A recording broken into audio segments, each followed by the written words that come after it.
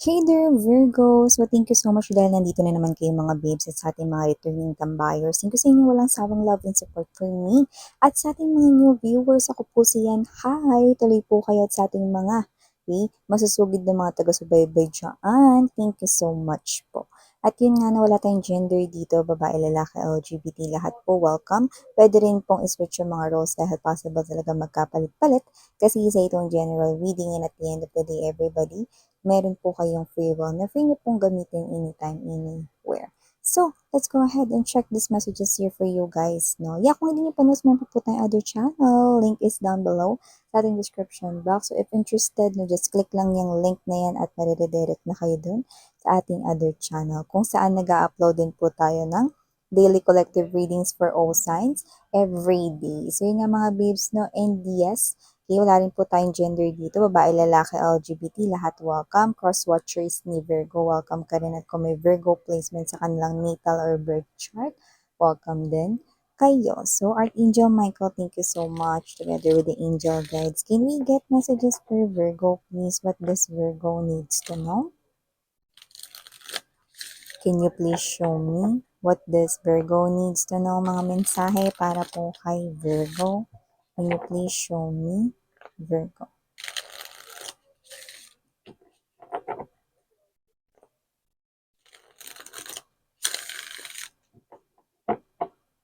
Okay, so let's go ahead and check these mga messages here. So guys, you do have here the energy of Judgment. Nandito din po for you, Nine of Swords, Queen of Wands, stress over something, Three of Cups, King of Coins, Page of Wands. Bottom of the deck, we have here this Two of Wands, Seven of Swords, and there's this Hangman energy, Ito specific message to, na, pero meron ditong friend mo na pipiliin ka bilang ninong at ninang, no? For some reason, surprise pa ito sa barkada, no? So, posibleng meron sa mga friends mo na pwedeng nagdadalang tao na, no? Pero hindi pa niya sinasabi sa inyo, no? Tapos, there's this invitation. Isa ka sa magiging ninong at ninang ng baby na yan. So, madadagdagan mga babes ang iyo ritong inaanak. Kaya naman mag-ready na ang iyong wallet. So, nakita ko rito, no, yeah, mga babes, no, yes, okay? So, that's a celebration right here, okay? And yun nga, mga babes, no, Virgo, nakita rin ako ng energy rito. Mukhang meron dito, speaking of friend again, pero ibang message na to. Meron ditong friend mo na lalapit sa inyo. Na possible na close kayo dati or friends kayo talaga dati. Like, nagkikwentuhan kayo, no, ng mga personal na bagay na nangyari sa inyong life, no, whether that's love life, whether that's everything under the sun or anything, whatever. That person or friend of yours, no, is posibleng nawala na lang, di na kayo nag-usap or whatever, or nagka-away or nagkatampuhan talaga kayo, no? So, kung sino man ito, nakikita ko that this person here will definitely magpapakita siya sa iyo rito once again. At makikita ko rito, no, na makikipagbati at makikipag-ayos siya rito, no. This person right here is wala namang kailangan.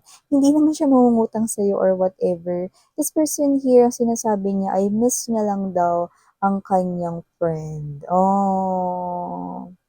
So, sa nasisense natin dito, kung tatanungin ninyo ko kung totoo ba yan, no? Or siya ay nagpapanggap lamang, miss yan. Well, totoo. Namimiss niya talaga yung dati ninyong kwentuhan. Kahit na parang meron na siyang mga ibang mga nakakausap, or kung kausap niya dito yung iba niya pang mga friends, iba pa rin talaga kapag ikaw yung kausap niya. So, talagang minsan na talaga kayong naging close nitong person na to. So, talagang makikilala mo kung sino yung tinutukoy ko. Kung yung message na yun ay para sa'yo. So, another message, nakikita natin dito, Virgo, we have here someone, no, na posibleng na mo problema when it comes to their money or coins. Pero huwag kayong masyadong problema mga babes. Oh, tingnan mo.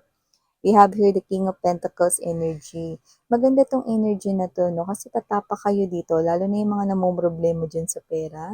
Meron ditong pera yan, ubas. Yung mga ubas ay napakahirap talaga niyan na parang palaguin, palakihin, palawigin, 'no?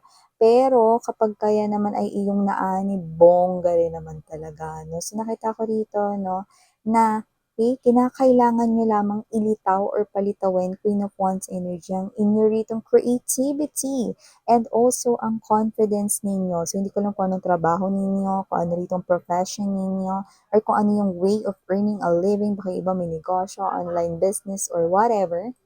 Kailangan niyo lang daw ilabas ang inyong creativity at maging confident pa more. Kasi with the King of Pentacles energy, gaganda ang takbo or flow ng inyong pera at nakikita ko dito na hindi ito mabilis. This could be slow moving pero magiging steady ito. Ayan na nakikita natin dito. Kaya naman ang inyong pag-aalala or worry about money ay talaga namang mag-e-end na detail, 'no. So, nakita rin ako dito, 'no, ng kung may mga anak ba iba sa inyo? Meron akong nakikita dito, iba puwedeng wala kayong anak pero parang kayo 'to na meron kayong ka-close na pamangkin, bata or inaanak ninyo, whatever, 'no.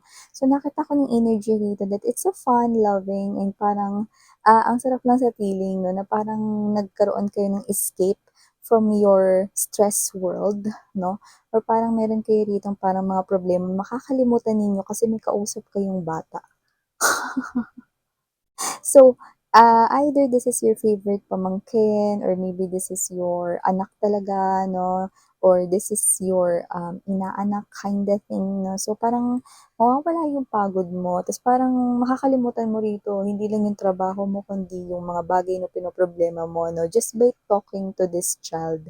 Yeah, the energy is really a child, okay? Or sabihin na natin elementary, like let's say kinder yung iba, 'no. So, ang cute lang talaga ng conversation, 'no. So, this is something here na parang, magpapagaan dito, 'no, ng iyo ritong energy. Kasi nakikita ko na may mga stress talaga dito, ayan, 'no. So, mga babes, huwag kayong masyadong magpa-stress dahil una sa lahat nagkaka-wrinkles ang mga nase-stress. Kaya naman, okay, hayaan niyo ngang problema ang mamroblema sa inyo, 'yan. So, maliban diyan Virgo, nakakita din po tayo ng energy rito, possible na meron ditong hinihintay kayo na taong lalapit na lamang, 'no, at parang waiting na lang kayo na mag-confess siya sa inyo or may sabihin, dalawa na nakukuha ko diyan. One, puwedeng meron kayong taong gusto, hindi pa kayo pero iniintay mo na magko-confess siya. Well, tama ka dahil magko-confess talaga sa'yo itong tao na 'to, 'no, ng kanya ritong feelings and emotions. Kung meron mang age difference sa inyong dalawa, I think yung iba meron ditong clue na, nagpapakita, possible na buwan lang ang pagitan, 'no, ng inyo ritong edad. 'Yan, 'no. Let's see, parehas kayong 1990, sabihin natin 1998, okay. Tapos, ikaw pinanganak ka sa ganitong buwan, example lang 'to mga babes, kunyari sabihin natin March, 'no, tapos siya pinanganak ng June, 'yan 'no, buwan lang yung pagitan, 'no, may gano'ng klase ng energy. Pero yun 'no, just take only what resonates. Baka yun ay specific clue lamang 'no, sa iba nating mga viewers. So, maliban diyan, yung second scenario naman tayo rito kung meron ka man ditong person na as in ka in relationship mo na kayo na ganyan 'no.